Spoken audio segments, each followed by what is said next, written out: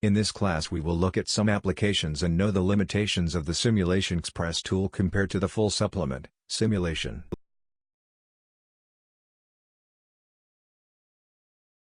This is important to know when we can use SimulationXpress, and when we cannot use it due to its limitations.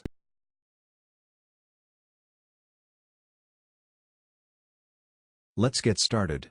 With SolidWorks SimulationXpress, analyses can only be performed on individual parts.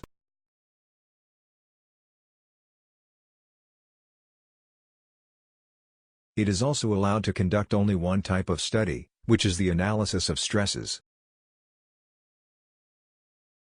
In this study we define the constraints and loads, we perform the analysis and we have the results: von Mises stress, displacement, deformation and safety factor.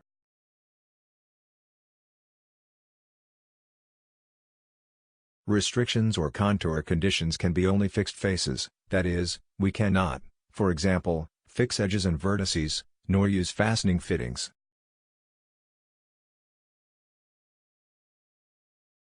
You can optimize the project. For example, we can vary one design dimension to reduce the mass of the model while respecting the limit voltage or minimum safety factor desired.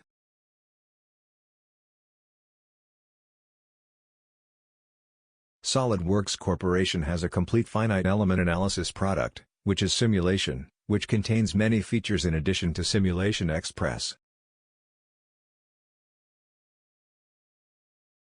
It is divided into packages, but in general, it allows to carry out static, dynamic, frequency, flambage, thermal studies, among others. However, our focus here is SimulationXpress, which is more limited, but it is the right way for those who are starting their engineering analysis with the aid of software.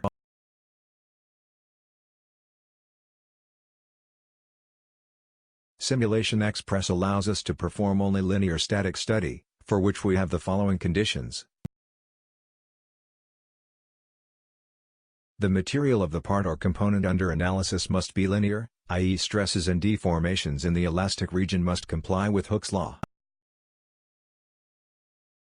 Deformations of the part or component under analysis should be small in relation to the overall size of the part.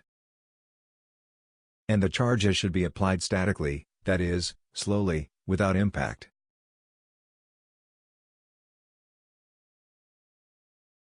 These are the main topics we should know before starting our analysis with SimulationXpress, so we end this lesson here.